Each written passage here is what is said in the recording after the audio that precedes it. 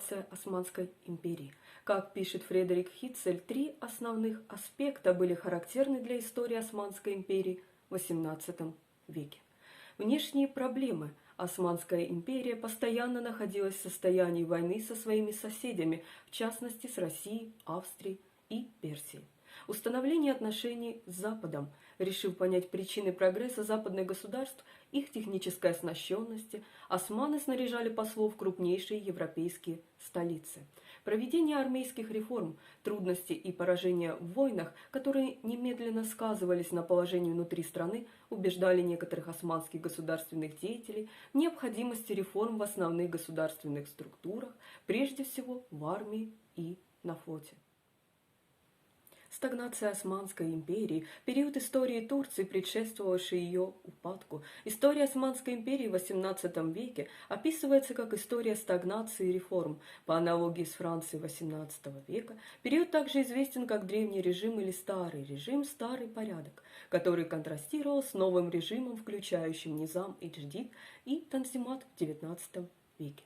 Низам-и-Дждид или Низам-и-Дждид – новый порядок, серия реформ, проведенных османским султаном Селимом III в конце XVIII – начале XIX века, из-за стремления догнать западные державы в военном и политическом отношении. В общем, режим нового порядка был создан Селимом III и коалицией реформаторов. Главными целями были создание профессиональной армии по европейскому образцу, создание частной казны для финансирования военных расходов и разработка других административных реформ.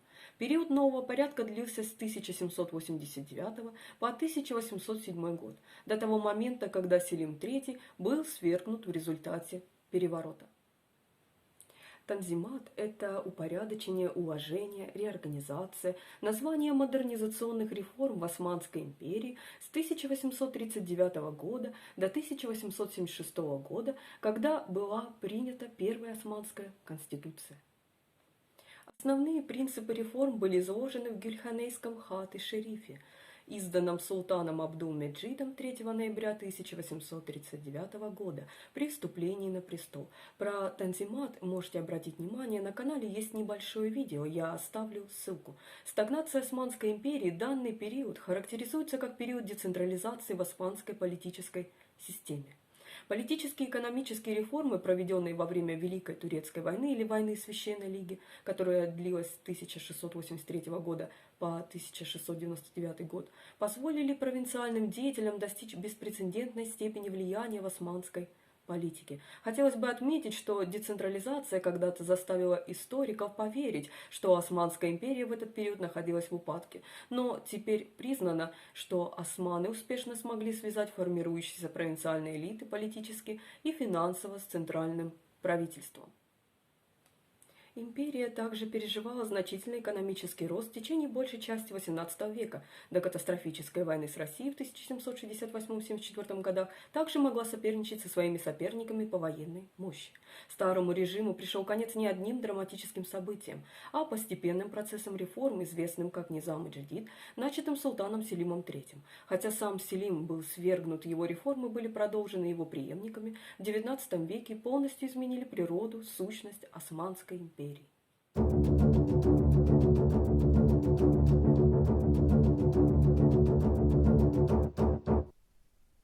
течение XVII века характер правления Османской империи превратился из патримониальной системы в систему, которая поддерживалась скорее бюрократией, чем личной властью султана. Патримониализм – это форма правления, при которой вся власть находится в руках верховного правителя. Не существует различий между государственной и частной сферами. Режим является, как правило, автократическим или олигархическим. От власти отстраняются представители низшего, среднего и высшего классов. Верховный правитель, как правило, обладает абсолютной личной властью. Обычно армии при такой форме правления верны лидеру, а не нации. Последняя попытка султана активно в военном отношении лично контролировать все правительство империи была сведена на нет.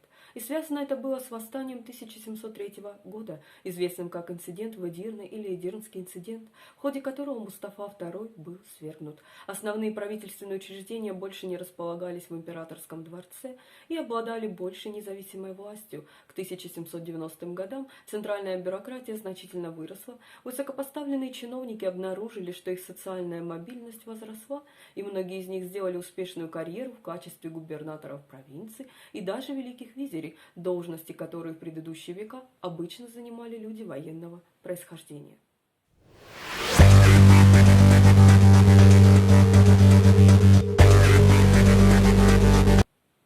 Османское правление в провинциях основывалось на поддержании лояльности. Государственная власть была представлена губернатором провинции Бейлербеем и судьей Кади. Кади осуществлял большую часть повседневного управления провинцией. Местные интересы представляли фигуры, известные как знатные люди аяны. Они происходили из разных слоев общества, что их отличало, так это их укоренившийся местный статус. В отличие от государственных чиновников Османской империи, они обычно не мигрировали с должности на должность по всей империи.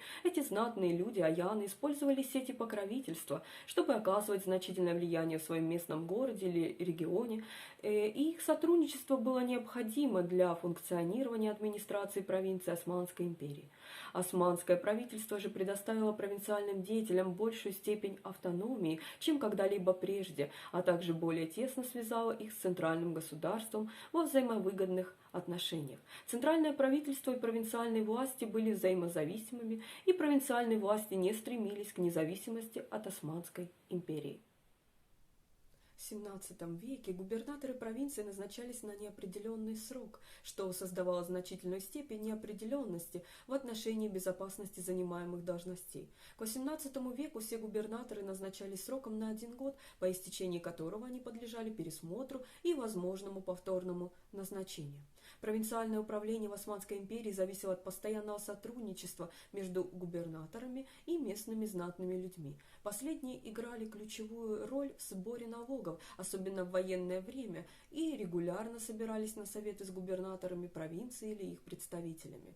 Во второй половине XVIII века обязанности провинциального управления выполнялись местными советами. Главными фигурами в таких советах были местный судья Кади, командир янычар, командир гарнизона крепости Диздар и местные лидеры. Встречи проводились либо в резиденции Кади, либо в канцелярии губернатора провинции.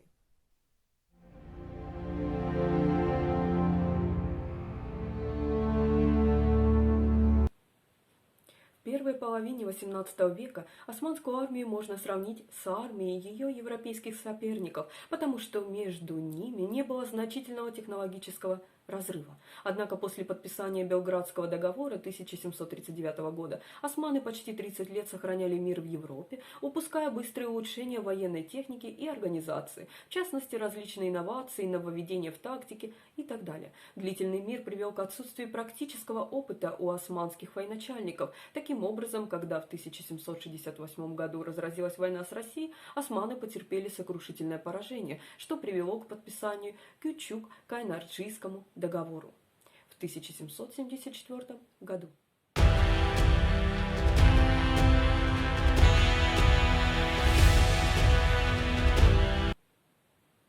Османская экономика демонстрировала рост, османский бюджет резко вырос. В течение XVIII века торговая инфраструктура Стамбула была значительно обновлена и расширена, что способствовало быстрому росту международной торговли империи. Османская экономика особенно выиграла от экспорта текстиля, изделий из кожи и так далее.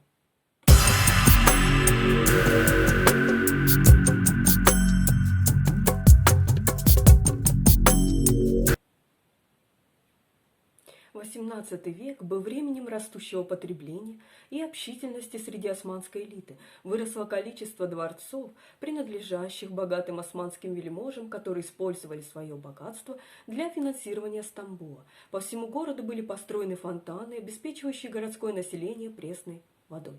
В 1721 году султан Ахмед III приказал построить новый летний дворец близ Кягыт-хане, который был назван «Обитель счастья», в то время как дворец Топкапы или Топкапи повышал престиж османской династии, дворец «Обитель счастья» был подобен Версальскому дворцу во Франции, показывал престиж. Кофейни играли важную роль в общественной жизни. Они не только предоставляли предметы потребления простым людям, но и являлись местами, где люди могли собираться вместе для обсуждения общественных дел. В то время как в XVII веке наблюдалась некоторая негативная реакция на кофейни, в XVIII веке больше не предпринималось попыток полностью запретить их. Кофейни с их культурой стали определенной устоявшейся чертой городов и поселков Османской империи, и государство только ограничивалось мерами надзора в попытке контролировать неуправляемые группы, которые могли собираться в них. Для османских женщин самым важным местом для публичного общения была баня хамам. Леди Мэри Уортли Монтегю, посетившая баню в Эдирне в 1718 году, заявила, что бани играли для женщин ту же роль, что и кофейни для мужчин. В начале XVIII века водоснабжение Стамбула было значительно улучшено, что позволило увеличить количество бань по всему городу.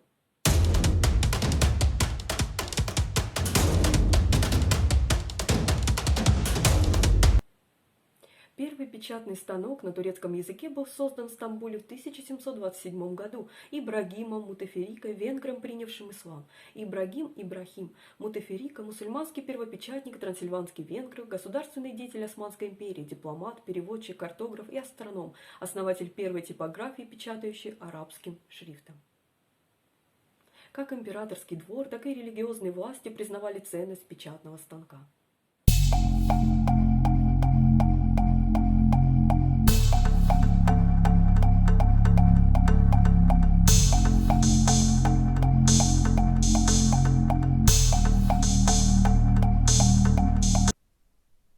Хотя Мустафа II, последний из воевавших султанов, одержал несколько незначительных побед, он потерпел сокрушительное поражение в битве при Зенте. Битва при Зенте – сражение, состоявшееся 11 сентября 1697 года у реки Тиссы, в котором австрийская армия под предводительством принца Евгения Савойского одержала победу над турками. В 1699 году был подписан Карловицкий мирный договор. По этому договору Мустафа II уступил Венгрию и Трансильванию Австрии, Марию Венецианской республике и вывел османские войска из Подолья.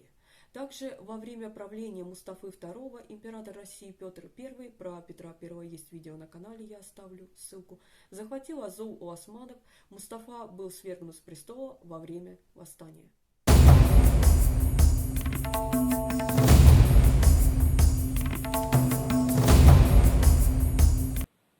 В 1710 году шведский король Карл XII, про Карла XII есть видео на канале, я оставлю ссылку, убедил султана Ахмеда III объявить войну России. Османскими войсками командовал Балтаджи Мехмед Паша, и они одержали крупную победу в битве при Пруте. В дальнейшем по договору Россия вернула Азов османам, согласилась снести крепость Таганрог и не только, а также прекратить вмешиваться в дела Речи Посполитой и казаков. Недовольство мягкостью этих условий было настолько сильным в Стамбуле, что это едва не привело к возобновлению войны. В 1715 году Мария была отнята у венецианцев, это привело к военным действиям с Австрией, Османская империя потерпела неудачу, и Белград попал в руки Австрии в 1717 году. При посредничестве Англии и Нидерландов в 1718 году был заключен Пожареватский мир или Пасаровицкий мир, по которому османы сохранили свои завоевания венецианцев, но потеряли Банат. Банат – это историческая область в Центральной Европе, разделенная между Сербией, Румынией и Венгрией. В ходе Персидской войны османы совершали последовательные завоевания при незначительном сопротивлении персидских армий. Вообще, часто завоеваниям препятствовала сама сущность страны и свирепый дух местных племен.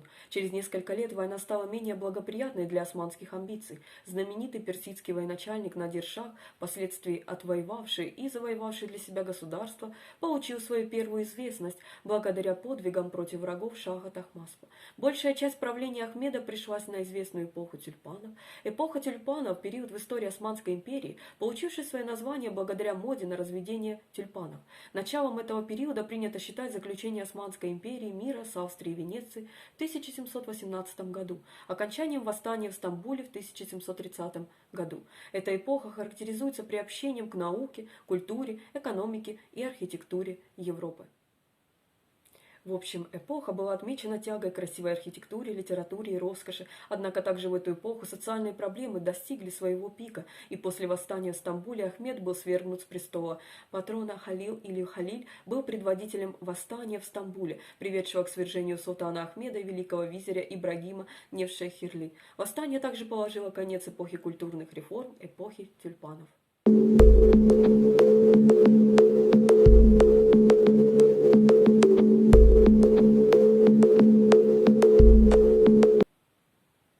После того, как Махмуд был возведен на трон, он не поддерживал антиреформаторскую программу Халила. На самом деле, большая часть его первого года на посту султана была потрачена на борьбу с силами Халила. 24 ноября 1731 года он казнил Халила и его главных последователей, после чего восстание прекратилось. В мае 1736 года между османами и Россией разразилась еще одна война. Российские войска захватили Азов и Очаков, но не смогли взять Бендер и понесли огромные потери от болезней и проблем с материально-техническим обеспечением после неудачного вторжения в Крым в 1738 году.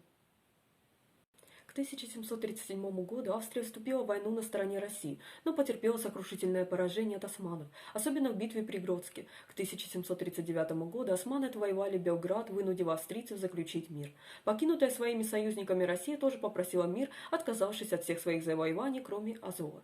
В персидских войнах османские войска противостояли военному гению Надиру. Османам удалось сохранить контроль над Багдадом, но Армения, Азербайджан и Грузия вернулись в сферу персидского влияния.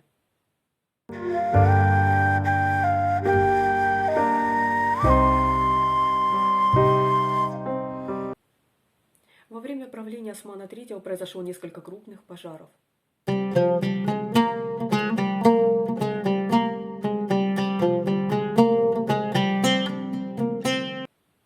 Когда Мустафа III взошел на престол в 1757 году, Мустафа стремился возродить политику своего отца по тесному сотрудничеству с великими визирями.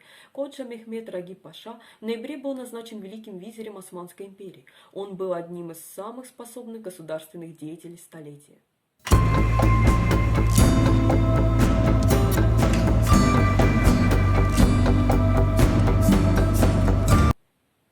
В 1774 году, после катастрофической войны с Россией, османы были вынуждены подписать Кючук-Кайнарджийский мирный договор. В дальнейшем Россия нарушила Кючук-Кайнарджийский мирный договор. Османское государство было совершенно не готово к новой войне. Но общественное мнение, возмущенное нарушением Кючук-Кайнарджийского мирного договора, требовало объявить войну России. В 1787 году началась война с Россией. Османская империя потерпела поражение. 9 января 1792 года был подписан Ясский договор.